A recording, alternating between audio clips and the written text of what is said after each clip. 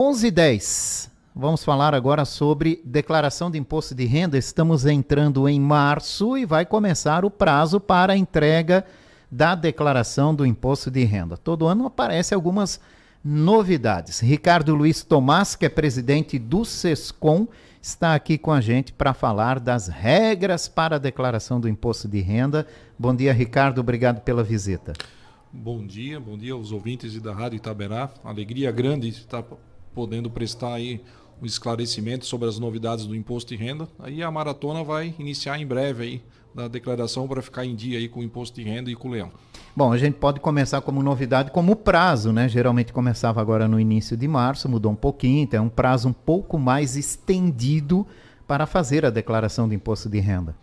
Uma das poucas novidades para 2023 é essa extensão do prazo e também o início da declaração, né? O contribuinte está acostumado a iniciar dia 1º de março, mas a partir desse ano deve ficar isso permanente, tá? O início das declarações deve iniciar dia 15 de março e terminar no último dia de maio, dia 31 de maio. Então o contribuinte vai ter 15 dias a mais aí de prazo. Geralmente era 60 dias, agora vai ser 75 dias para ficar em dia com o leão. E ao que se deve essa mudança, Ricardo? Qual é a alegação do governo? Principalmente ontem foi o último dia da entrega de algumas declarações para a Receita Federal. Como exemplo, a DIRF, onde vai os descontos do imposto de renda dos assalariados, a DIMOB, que vai a informação dos aluguéis, a DIMED, que é a informação da saúde. Então, essas informações elas precisam ser processadas na Receita Federal. Com esse processamento, demora alguns dias, né? O contribuinte vai ter a opção de receber essas informações pré-preenchidas na sua declaração de imposto de renda. E para a Receita, já desde o primeiro dia, o contribuinte ter essa opção, eles definiram que o início da declaração vai começar um pouco mais tarde, vai começar dia 15. Bom, o governo definiu também, ou decidiu também, por uma mudança na tabela do imposto de renda, né? Ampliando um pouco aí quem tem a obrigatoriedade de fazer a declaração. Mas isso não vale lá para 2022, né? Isso é aplicado a partir de 2023 para o cidadão não fazer confusão, né? Isso é importante, o contribuinte está bem consciente, porque a declaração do imposto de renda 2023 é referente ao calendário de 2022, ou seja, vai valer as regras de 2022. Essas mudanças que vai ocorrer no imposto de renda em 2023, que o contribuinte vai declarar só lá em 2024, vai valer a partir de maio.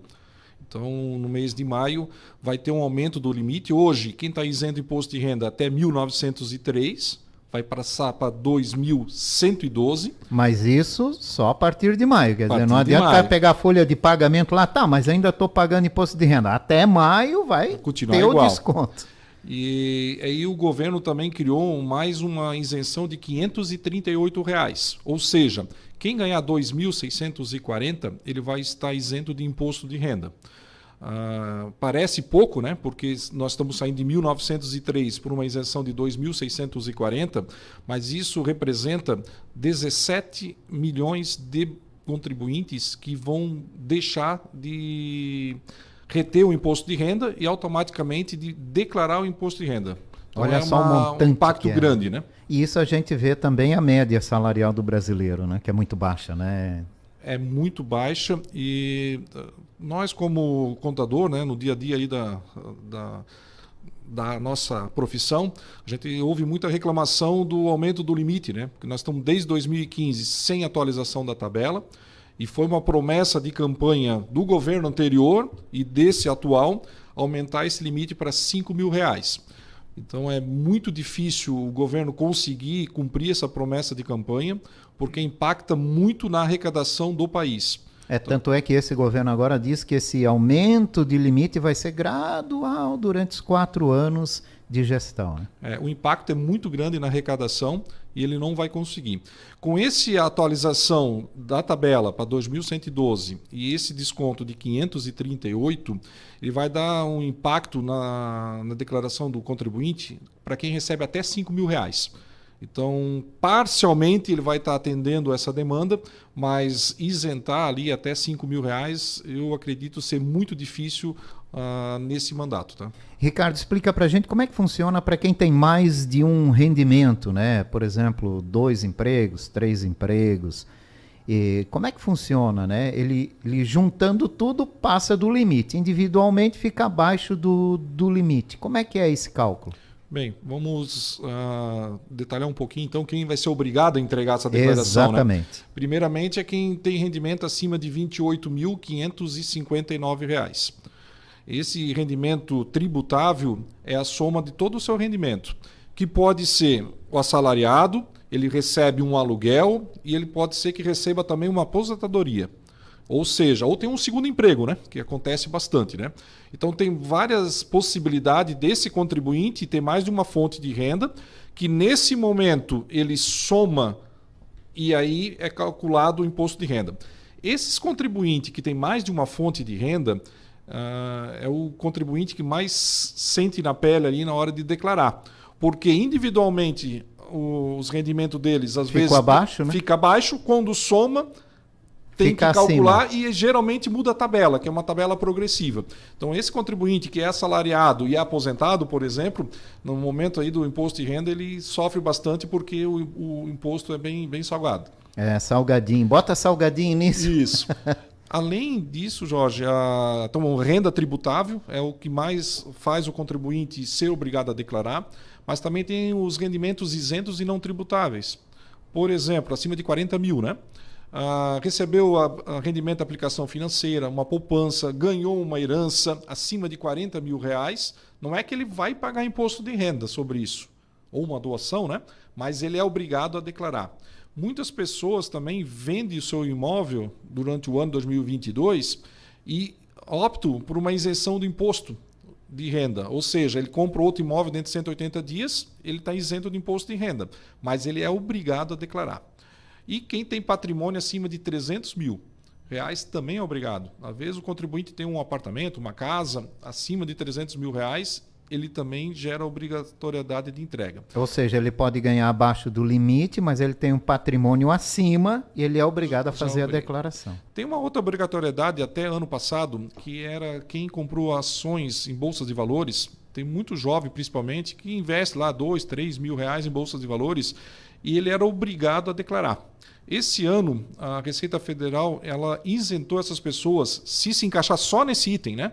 Não tem renda, não tem patrimônio, não vendeu imóvel, mas só comprou ações e bolsa de valores. Se comprou até, né? Na verdade é o seguinte, não é comprar eu posso comprar até mais, é vender ações até R$ 40 mil, ele está também desobrigado de entregar.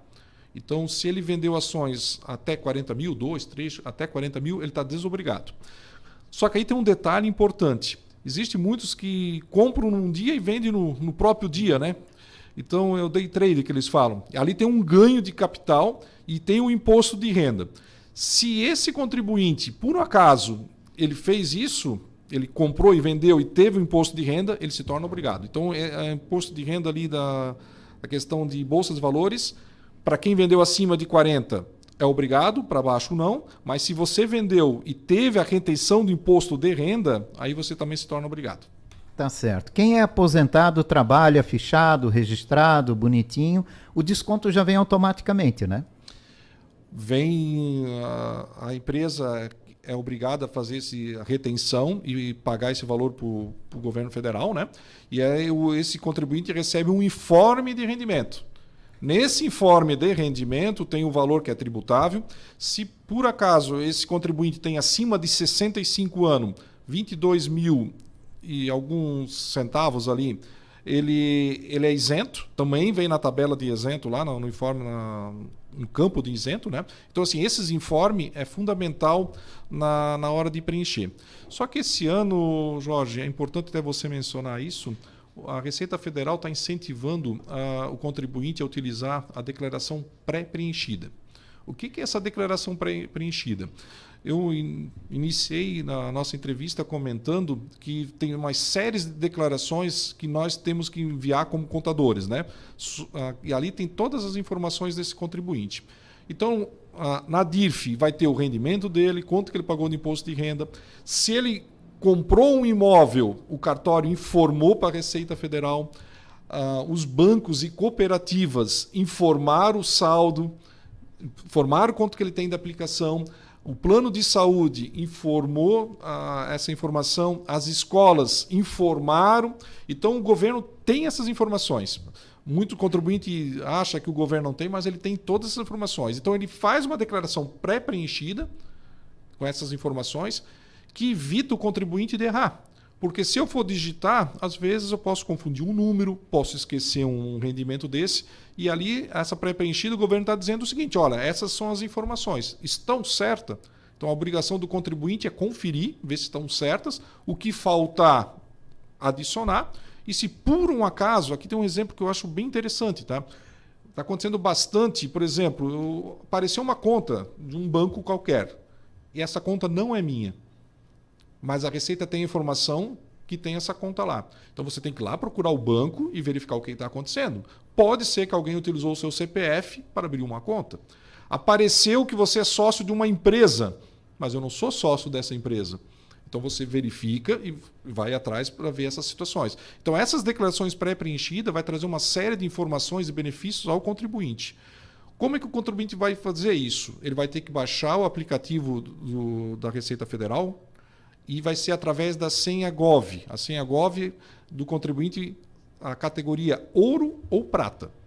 Bem, o contribuinte, às vezes, ele diz o seguinte também, tá, mas quem faz a minha declaração de imposto de renda é a minha esposa. A minha esposa, é meu marido, né?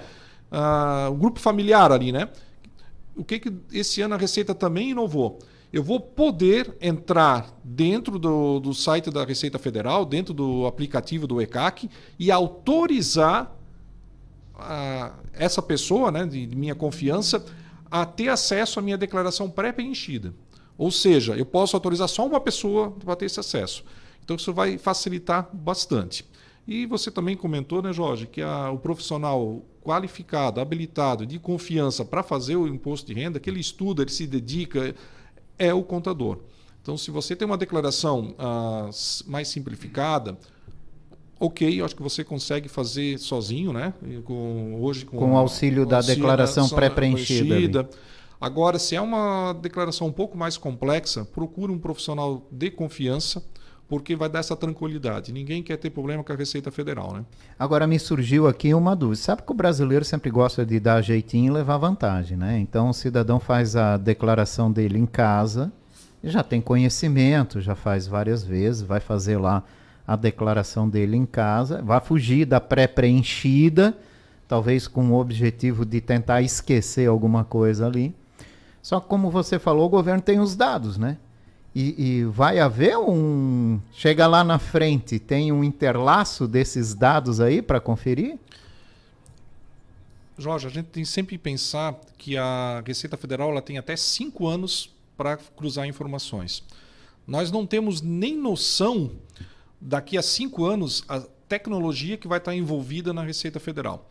Hoje, quando eu dou ok para enviar a declaração de imposto de renda, eles já cruzam 88 informações antes de enviar. Aqueles segundinhos que leva para...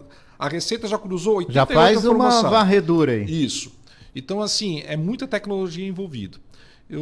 Seria importante destacar também a importância do contribuinte entregar a declaração o mais rápido possível. Quem entrega primeiro tem prioridade na restituição. Então, assim, o prazo foi estendido até 31 de maio. E o primeiro lote de restituição, que são 5 lotes, já inicia em maio. Então é maio, junho, julho, agosto e setembro. E para quem for pagar, a primeira parcela das cotas, né, vence maio, junho, julho, agosto, setembro, outubro, novembro e vai até dezembro. Vão terminar o ano pagando imposto de renda. Mas quem tem um imposto a restituir, seria importante antecipar a entrega. Tem um critério de prioridades. Hoje, quem tem acima de 80 anos tem a prioridade número 1. A segunda prioridade é de 60 anos ou que tem alguma deficiência. A terceira prioridade é quem tem a remuneração maior no magistério. Então, eles deram esse benefício aí para os professores. Depois, na sequência, é quem entregar na declaração pré-preenchida. Olha só que a Receita está incentivando o envio da pré-preenchida. E colocar que vai receber a restituição através de PIX. E, por último, está o contribuinte normal. É importante salientar, vamos imaginar o seguinte, tá, eu tenho acima de 80 anos, eu vou entregar a declaração dia 30 de maio. Será que eu vou receber dia 31 de maio? Não vou. Porque também existe um processo de a Receita analisar. Então é importante quem tem essas prioridades que entregue o mais rápido possível e quem provavelmente entregar após o dia 10 de maio vai ser impossível para a Receita conseguir já no primeiro lote. Fica nos lotes sequentes, né? Então essa é muito importante. E um dos critérios também que foi bem debatido é, por exemplo, eu tenho 90 anos e eu tenho 81 anos. Quem tem prioridade? Não tem prioridade. A prioridade é quem entregou primeiro. Nesse grupo, tá? Dentro do grupo é quem entrega primeiro. Tá certo. Ricardo Luiz Tomás, presidente do SESCOM, está conosco, tirando dúvidas sobre a declaração do imposto de renda. Começa agora em março, vai até o final de maio, né? 31 de maio. 31 de maio. É um prazo estendido, mas como disse o Ricardo, né, quem entrega antes, recebe antes. Então isso é importante. E a grande novidade desse ano, sem dúvida nenhuma, além do prazo estendido, é a declaração pré-preenchida, mas que a gente volta a frisar aqui, né, Ricardo? Tem que ter uma atenção com esse preenchimento, ver lá se está tudo correto e daí poder formalizar essa declaração, né? Jorge, outro recado importante para o contribuinte, para nós contadores, a gente recebe durante o ano muito contribuinte mesmo que está com o seu CPF pendente de regularização. E o que acontece nessa situação? Ele procura o contador faz o seu trabalho, faz a declaração, só que isso gera uma multa para o contribuinte. Muitos casos, a grande maioria, eu arrisco a dizer, se esse contribuinte tivesse feito a sua declaração dentro do prazo, ele não ia receber essa multa e iria receber um valor a restituir. Assim, ele fica com uma obrigação, ele tem que regularizar, né? E ele impede, com o CPF cancelado ou suspenso, de conseguir um empréstimo bancário, participar de um concurso. Então, assim, prejudica muito esse contribuinte. A gente também já comentou hoje que a tabela do imposto está desatualizada desde 2015.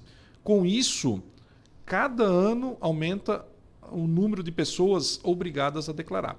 Então tem que ficar atento, né, Ricardo? Ano passado foram em torno de 36 milhões de pessoas que declararam. Esse ano a expectativa já é em torno de 40. Então são quase 4 milhões a mais de contribuintes obrigados. E aí não perder o prazo é fundamental. Tá certo. Ricardo, qual é o que representa a declaração de imposto de renda para o setor da contabilidade, né? É um período de muito movimento. Antigamente o prazo até era mais curto, era uma correria nas contabilidades. Agora, com esse prazo um pouco mais longo, dá mais tranquilidade para as empresas? Jorge, a gente sabe que o brasileiro deixa tudo para cima da hora. Deixa para a última hora. Historicamente, né, isso até a Receita, né? Então, tem um público que dia 15, em torno de 10% a 15%, eles já fazem. Então, o contribuinte preocupado, né, com a declaração. Depois, com o passar do tempo, ele vai aí até 60% das entregas e os últimos 40% fica aí para os últimos 10 dias. Isso gera realmente muito trabalho aí para o empresário contábil, para o contador, para quem faz essas declarações. E cada ano a Receita ela também está exigindo mais informações. Então é importante o contribuinte aí realmente procurar antecipar essa situação, porque é de bastante trabalho. E a questão também dos contadores do escritório, a gente sempre diz, né? É o nosso 13º, né? No mês de abril e maio. Aí.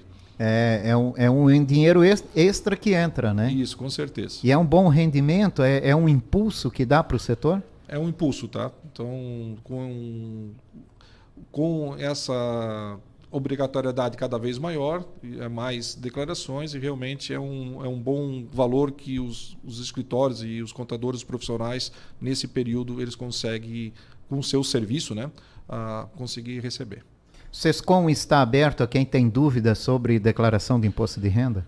Jorge, importante. Antes de iniciar a situação do SESCOM, nós temos também uma obrigação como cidadão, ao fazer seu imposto de renda e fazer da forma completa, que existe duas formas, a simplificada e a completa. O contribuinte que for mais vantajoso fazer no módulo completo, ele tem a possibilidade de doar para o Fundo da Infância e do Adolescente e também do idoso. São recursos que ficam aqui em Blumenau ou nas nossas cidades aqui do Vale Europeu.